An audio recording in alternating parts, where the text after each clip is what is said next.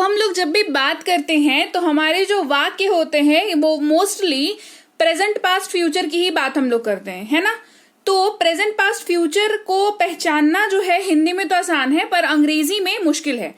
अंग्रेजी में हमको कुछ शब्दों को याद रखना पड़ता है ताकि हम हिंदी वाला जो पहचान रहे हैं वाक्य उसको ट्रांसलेट कर पाएं। वो सारे के सारे शब्द आज की क्लास में कराने वाली हूं, तो क्लास को शुरू करते हैं। आप देख रहे हैं संरीति इंग्लिश अकेडमी, मैं हूं प्रीति मैम। सब्सक्राइब करके बेल नोटिफिकेशन ऑन कर देना और हमारी ऐप या पेड क्लासेस से संबंधित जानकारी के लिए इस नंबर पर व्हाट्सएप मैसेज करके संपर्क कर लेना। क्लास को शुरू करते हैं और सबसे पहले बात करेंगे प्रेजेंट टेंस की, यानी कि अभी जो करंट चल रहा है वर्तमान की बात हम लोग करेंगे। प्रेजेंट टेंस में कुछ सेट ऑफ वर्ड्स हैं जो अगर आप याद रखोगे तो इनके बाहर का आपको कुछ और याद रखने की जरूरत नहीं पड़ेगी। प्रेजेंट टेंस में जब भी बात करोगे इन्हीं शब्दों की जो है उलटफेर, इन्हीं शब्दों का उलटफेर आपको करना है वाइल टॉकिंग, ठीक है। पहला शब्द है करना या करो की जब आप बात करते हैं तो हम इस्तेमाल करेंगे डू की, DO डू, ठीक है। सबसे पहले आज की क्लास का ना मुद्दा समझ लो, प्रेजेंट पास्ट और फ्यूचर के सारे वर्ड्स करा दूंगी और इन वर्ड्स को करने के बाद ना ही सिर्फ वर्ड्स कराऊंगी, इनका एप्लीकेशन भी बताऊंगी, साथ ही क्या नियम है, क्या लिमिटेशंस है ये भी बताऊंगी। और इसको करने के बाद आपको कोई भी तरह की दिक्कत नहीं आएगी वाक्यों को ट्रांसलेट करने में, ठीक है। तो जब कुछ करना या करो जैसे वाक्यों का ट्रांसलेशन अगर आप कर रहे हैं तो आपको डू वर्ड का यूज करना है। डू वर्ड दो तरीकों से यूज हो जाएगा, पहला तो नॉर्मल स्टेटमेंट्स में, दूसरा ये सवाल बहुत अच्छा बन जाते हैं। सवाल जब आप करोगे तो आपके हिंदी वाक्य में क्या ता हूं या क्या ते है ऐसा आपको दिखेगा। तो समझ लो इसका ट्रांसलेशन जो होगा वो डू का इस्तेमाल करके होगा। डू का रूल है कुछ या कह लो लिमिटेशंस है जिसके बाहर डू जो है इस्तेमाल आप नहीं कर सकते हैं। वो क्या है, डू का इस्तेमाल आई, यू, वी और दे के साथ ही होता है, यानी कि वाक्य जो है वो I do, we do, you do, they do इस तरीके से दिखेगा। सवाल होंगे तो सब्जेक्ट जो है वो पहले आ जाएगा, बाद में चला जाएगा, ठीक है। कैसे इस्तेमाल करते हैं दोनों ही तरीका बता देती हूं। मैं अपना काम करता हूं कहेंगे आई डू माई वर्क, है ना। अगला सवाल के तरीके से देख लो, क्या मैं जाता हूं, डू आई गो, क्या मैं जाता हूं, डू आई गो। अब यहां पर आई है ना, इसके जगह पे यू, वी, दे हो सकता है तो डू इस्तेमाल हो जाएगा। अगेन यहां पर आई है ना, यहां पर भी यू, वी, दे कुछ भी हो सकता है तो इस्तेमाल डू जो है वो आगे हो जाएगा। लेकिन क्या हो अगर आई, यू, वी, दे ना हो तो क्या करेंगे, तो क्या ट्रांसलेट नहीं कर पाएंगे? जवाब है नहीं, ऐसा नहीं है। आप ट्रांसलेट कर पाएंगे क्योंकि आपको तब तक पता रहेगा कि एक और शब्द है जो बचे हुए सब्जेक्ट्स हैं उनके साथ काम आता है और वो भी सेम चीज को इंगित करता है, सेम चीज को बताता है, ठीक है। क्या करना, कुछ काम को करना, तो वाक्य में दिखता है करता है ऐसे करके। वाक्य अगर सवाल पूछना हो तो क्या ता है और क्या ती है, ये ता है और ती है ना, करता और करती से आया हुआ है, ठीक है, राइट।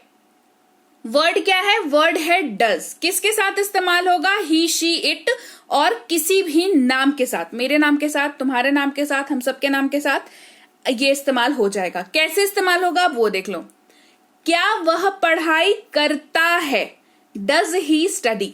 अब यहां पर डज के साथ ही है, मैंने एग्जाम्पल में ही लिया है, आप शी, इट या कोई सा भी नाम ले सकते हो, ठीक है। तो ये डज जो है चला जाएगा, काम कर जाएगा। वह अपना गृह कार्य करता है, ही डज हिज होमवर्क। तो यहां पर ही के साथ डज का इस्तेमाल हो रहा है, ही के जगह पर यहां पर she does her homework. It के साथ भी इस्तेमाल हो जाएगा और कोई नाम होगा तो नाम के साथ भी इस्तेमाल हो जाएगा, ठीक है। ये हमने बात करी जब कुछ करने की बात हो रही है। अभी कुछ करने की बात नहीं कर रहे हैं, नॉर्मल से एक कोई चीज है उसके बारे में बात कर रहे हैं।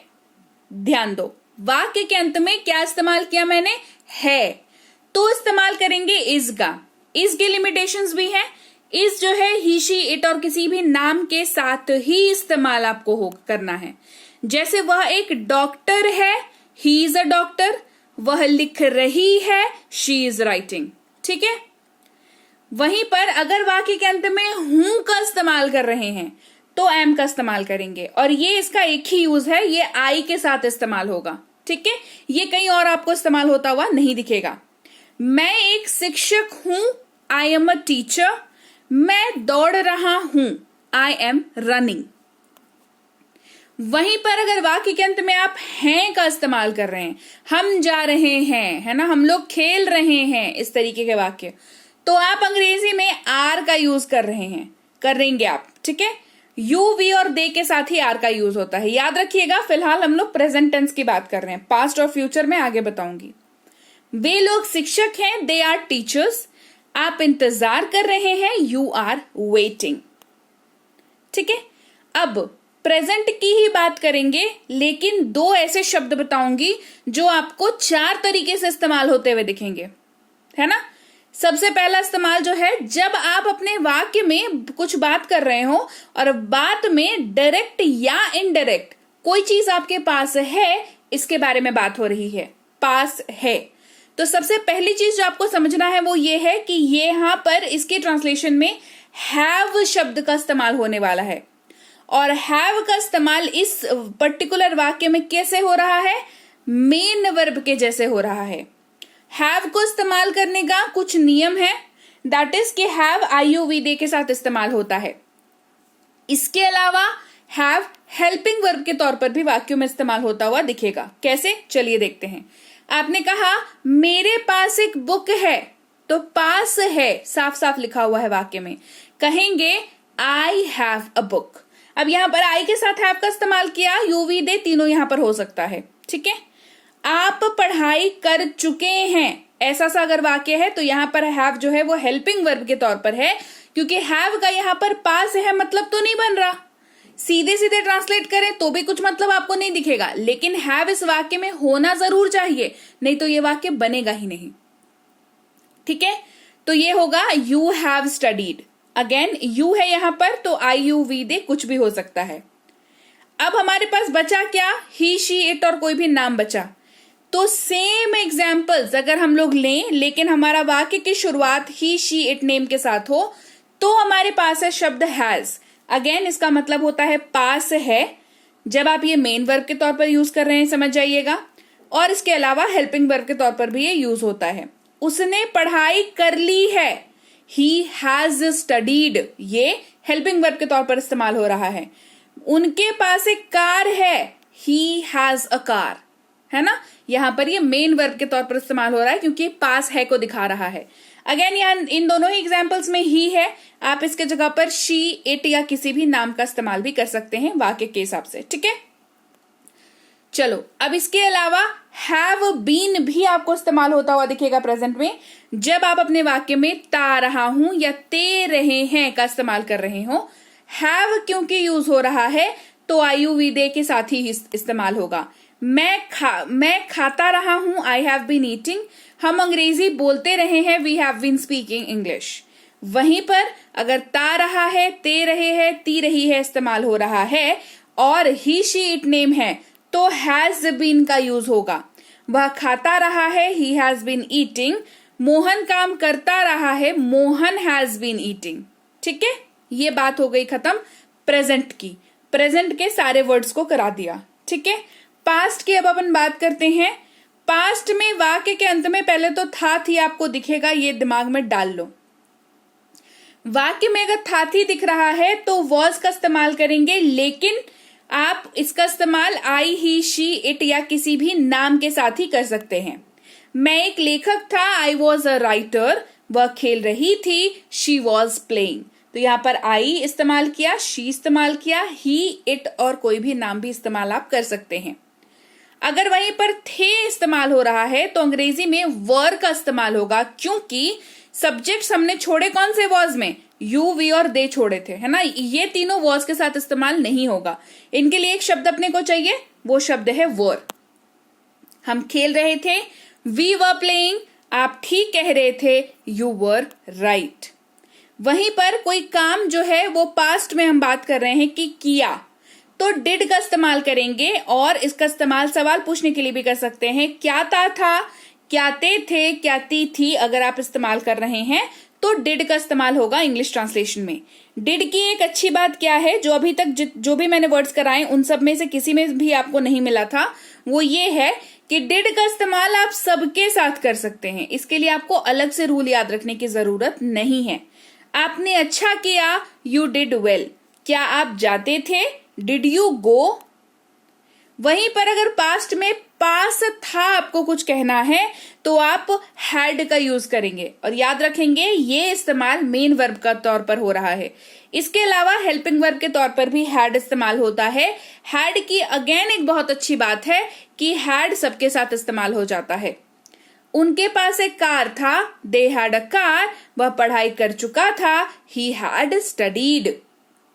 यहां पर दे ही इस्तेमाल किया, आप इसकी जगह पर कुछ भी यूज कर सकते हो क्योंकि हैड की कोई लिमिटेशंस नहीं है, वो सबके साथ इस्तेमाल हो जाता है। और सेम है आपका हैड बीन, जब वाक्य में ता रहा था, ती रही थी, ते रहे थे इस्तेमाल कर रहे हो, और इनमें से किसी के भी साथ आप इसका इस्तेमाल कर सकते हो। वह खाना बनाती रही थी, शी हैड बीन कुकिंग, मैं क्रिकेट खेलता रहा था, आई हैड बीन प्लेइंग। ठीक है, यहां पर बात खत्म हुई हमारी पास्ट टेंस की। अब हम बात करेंगे फ्यूचर टेंस की। पास्ट के भी सारे शब्द मैंने आपको करा दिए, फ्यूचर की मैं बात कर रही हूं। फ्यूचर में एक सबसे बेहतरीन, जो सबसे पहला सबसे शुरुआती शब्द है वो है विल, WILL, विल। ये सबके साथ इस्तेमाल होता है, ये सबसे अच्छी बात है इसकी। ये कब इस्तेमाल होगा, जब आप वाक्य के अंत में ऊंगा, एंगे, एगी, एगा इस्तेमाल कर रहे हो। अजीब लग रहा है, ऐसा इस्तेमाल कहाँ करते हैं हम लोग वाक्यों में, अजीब करते हैं। मैं जाऊंगा, वे जाएंगे, वह आएगी, वह आएगा, दिखा इस्तेमाल देखिए। वह जाएगा, ही विल गो, वे हंसेंगे, दे विल लाफ। ठीक है, अब बहुत किसी का कंफ्यूजन होता है कि मैम फ्यूचर में शैल का यूज भी तो करते हैं।